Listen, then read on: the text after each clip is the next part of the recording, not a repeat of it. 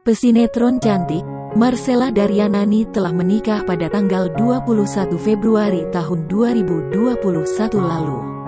Kala itu usianya belum genap 22 tahun, ia memutuskan untuk melepas status lajangnya.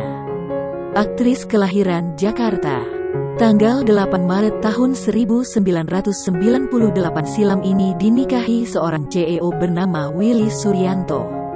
Pemberkatan dan resepsi pernikahan Marcella dan Willy dilaksanakan di Ayana Mid Plaza, Jakarta Pusat. Disebut-sebut, Marcella dan sang suami berbeda usia 10 tahun. Marcella meski aktif membagikan potret di Instagram, namun ia jarang mengumbar soal kehidupan pribadinya.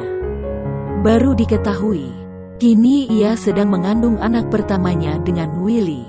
Perutnya sudah terlihat membuncit. Namun Marcella belum mengungkap usia kehamilannya.